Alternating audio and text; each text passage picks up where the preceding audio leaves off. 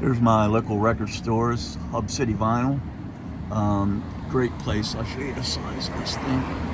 It's really huge. It's got two separate rooms in there, and it's big.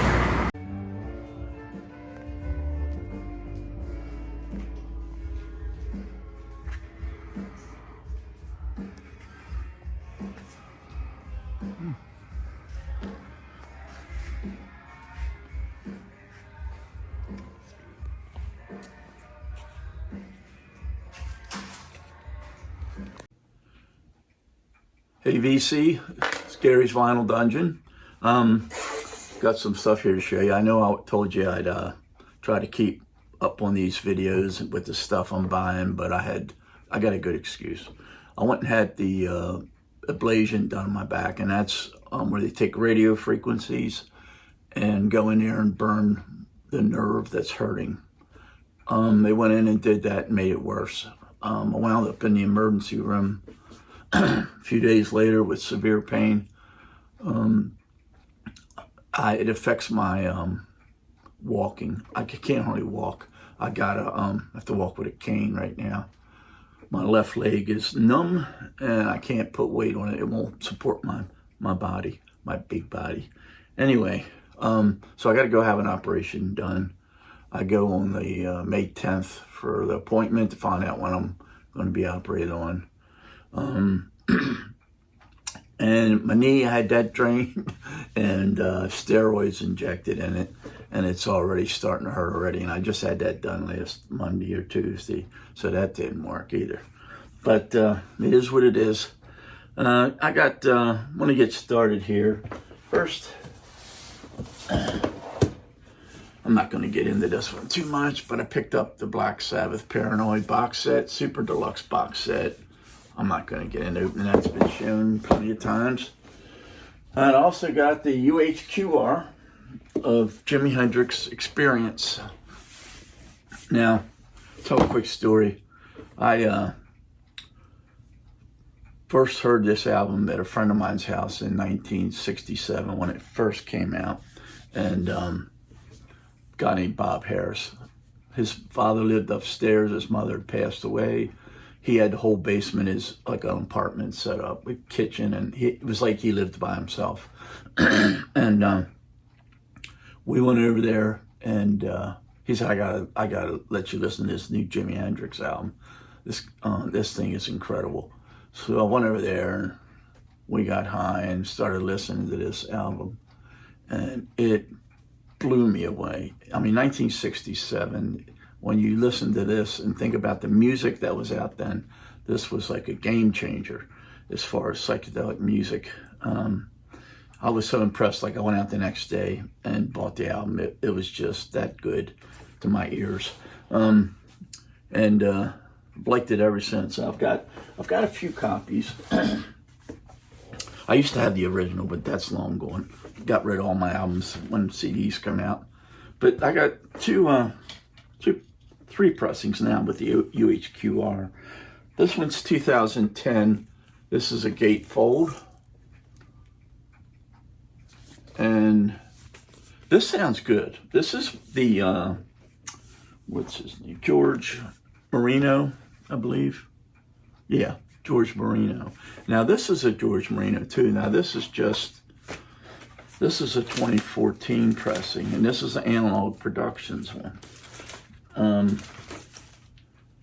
And this is, 2014. And this sounds good. I mean, they all sound a little different, but this one sounds really good. Now, I noticed on all three of these albums that the first song, Purple Haze on side one, is little fuzzy, I guess you'd call it. And then the album, and even on the UHQR, and it gets better as the album goes on one side, down side one.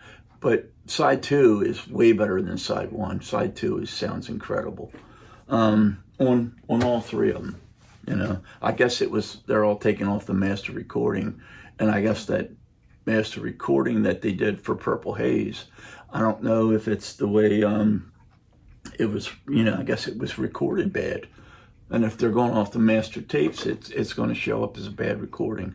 But, I mean, it's, there's not a whole lot of difference if you get the George Marino album and this. I mean, it's a little bit clearer and less noise in between songs and stuff. But for the extra money, that was 20 and this is 125. So you got to ask yourself, is it worth, that much extra money? But the UHQRs, you can't go wrong by buying them as far as the price, because they go up in value. Even if you bought it and held on to it for a year and played it, you go to sell it, you're going to get 3-4 times your money for it. So it's crazy. They still selling them on Analogue Productions, and I see them on different websites for $250 and $300, and they can go right to Analogue Productions and buy it. I'm not sure what their thinking is, but who knows. Okay, I'm gonna get started here on the ones I got. I got so many records I bought. I mean, I'm like goofy, as I always do. But I was hoping to keep up with these, and I didn't. So let me get my eyeballs on here. I got my notes here. Let's see, Holy Water. Well, this one here, this is the greatest hits. Rock and Roll Fantasy, very best of Bad Company. This, let me check. I'm not sure. I don't think it's colored. Yeah, it is. This is clear. Clear vinyl. And this came out in 2015. This one did. Great albums. Of course, it's got all their good songs on it. Go down a list of them for you here. Let's see. Can't Get Enough. Bad Company. Moving On. Ready for Love. Easy on My Soul. Side 2. Good Lovin' Gone Bad. Feel Like Making Love. Shooting Star. Love that song. Weep No More. See the Sunlight. Live. Live for the Music. Simple Man. Honey Child. Run with the Pack. Another great song. Burning Sky. Another one. Rock and Roll Fantasy. Great song. But they're, it's just a great album. And I picked up 3. This one here is Holy Water. This came out in 1990. This was their 9th studio album. And as you can see, my hands are so screwed up. It's on really cool looking blue. Not that I'm a big colored fan. But yeah, great album. I really enjoyed that album. I didn't listen to it before until I just bought it. So that's kind of cool. And this is an older one. This came out, this is Dangerous Age. And this came out in 1988. And this is their 8th studio album. I paid $15 for it, but it's in perfect shape. The vinyl, anyway. This is on the red and green Atlantic. So that's that. I like Bad Company. Here's one I got. This is an Analogue Productions album. This is Nils Lofgren, Acoustic Live. This came out in 97. It's hard to get that light off of it. And I like acoustic guitar. I used to dabble playing before my hand was damaged, but great album. I really enjoyed this. It's a double album. His 2 brothers actually play on this album, Michael Lofgren and Mark Lofgren, and it's just a good album. Good sound quality is really good on it. Now this one is I've been busy with Analogue Productions. This is another great album. I had bought this CD a while back. Muddy Waters, folk singer, and it's by Chess Records and MCA. I really liked it. I said, man. Then I happened to notice on Analogue Productions website that they actually had this on their their Analogue Productions albums and in their series, and it sounds fantastic, man. I am telling you. You put this on and you can hear every move he's making on the guitar. It's just incredible. And the clarity, it's just a great sounding album. I recommend that to everybody. It's a good blues album. Should be in everybody's collection. It just sounds fantastic. And that came out in '64. That was his 4th studio album, folk singer. I tell you, when I got that one, I said, man, that really sounds good. But then I watched somebody's video. I think it's 45 RPM vinyl. It's a German guy. And he talked about how good this album sounded. And I immediately went online and ordered it. And he was right. That thing is just an incredible album. Now, I picked this up here. This is Joe Cocker, Life of a Man. This came out in 2015. Another good album. It's got all his good songs on it. The sound quality on it is excellent. It's just a really good sounding album. And I think it's just, I know I got a lot of colored albums lately. And if they're colored, I want to show them to you. No, this is just black. But, so let's see, yeah. That was 2015, Joe Cocker. It's basically a greatest hits. Now this one here, I bought this blindly. Didn't know what it was going to be like. I don't have any Jack White solo albums. I got a few White Stripes. This is Fear of the Dawn. This just came out. And I was pleasantly surprised. It's done. He did all the instruments in studio himself and, put them together. And I really like it. It's kind of electronic music, but it sounds good. It really is a good album. I really like it. I've listened to it about 4 times now, and it only gets better every time I listen to it. And I first put it on, I was like, man, I wasn't expecting it. And then I read on it about how he put all the music together himself. He played everything, and that's that. Now, sorry, my throat's a little icky. I bought 4 Bob Dylan albums. One of them hadn't come yet. I think it's coming tomorrow. Let's see, Down in the Groove. Down in the Groove. This came out in, this is his 25th studio, come out in 1988. Good album. It's not bad at all. It's different than a lot of Bob Dylan albums. Now this one is Fallen Angels, and this come out 2016. This is his 37th studio album. It's on Columbia. I gotta start looking at the camera, make sure it's coming up right. And another good album. Now this one here I like this one a lot. This is Tempest. This came out in 2012, 35th studio album for him. I've got so many Bob Dylan albums. I mean, I got CD box set with I think there's 40 or 50 CDs in it. So that's that. And the one I got coming is Love and Theft. They came out in 2001. It's his 31st studio album. I listened to it online. It's not a bad album either. His later albums are a lot different than his earlier stuff, of course. But good nonetheless. I'm a big Dylan fan, so I don't have too many that I don't actually like. So I picked up these 2 from Walmart. These are Pearl Jam Rearview Window. I'm sorry, Rearview Mirror, not window. But they're, it's that double 4 album set. And it's a good album, man. I really like it. I've played it a lot since I've gotten it.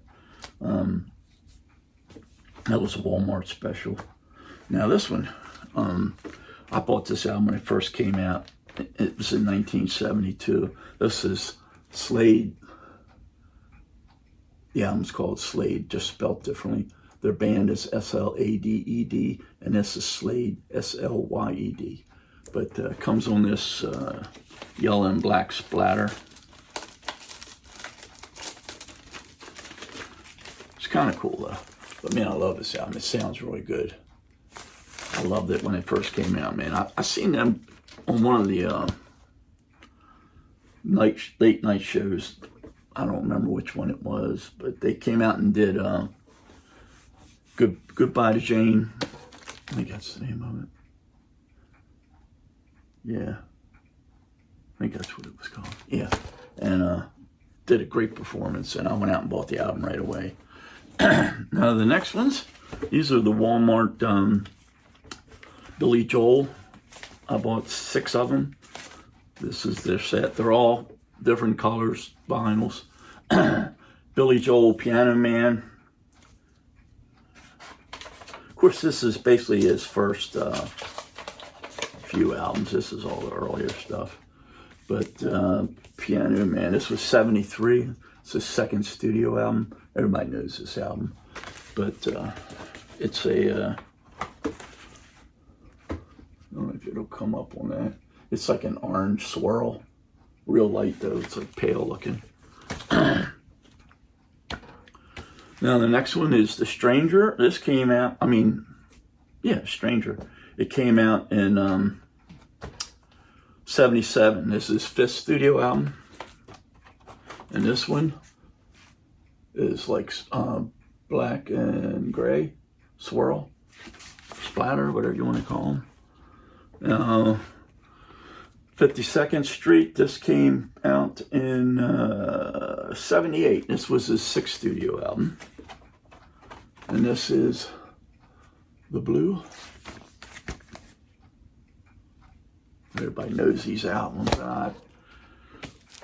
I decided to get them. I wasn't getting them, and I just bought there's a box set that they call it a box set, but it's every album, and they don't come in a box. They're all separate, but they do give you a $10 break on the price. So that's this is Glass Houses. Now this came out in 80. This is his 7th studio album. The next one is Innocent Man, and that came out in 83. This is Just White, and that was his 9th studio album. God, that light, man, it gets in there bad. Of course, they're all good albums, and they're good sounding. They did a good job on them. Stormfront, this is 89, 11th studio album. It's like a maroonish red, but Stormfront. That's the Billy Joel. Now the next one, I hit these, got these from Analogue Productions.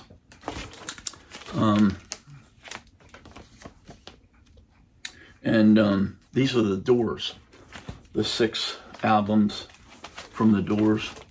I bought one. I bought the first one here, and it sounded so damn good. I know I watched videos. People talked about how good the sound reproduction was, and they're done on virgin vinyl. You know, they're $60 a pop. They're to 45 RPM, but you know, if you don't get them while they got them, then you wind up missing them. I've done that on a few things, and I was sorry I missed it.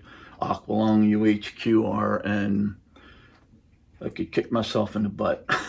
But yeah, this is their first album. These are all just black vinyls, but there's the first one, which that came out, that was 67 too. This is the same year Jimi Hendrix Experience come out. And the Doors were a big band when I was young. They just did one album after another.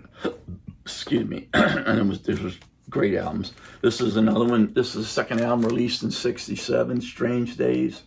And it's kind of hard to see with that halo light. I'm not sure I like that thing. And this is Waiting for the Sun. This was 68. This is their third album.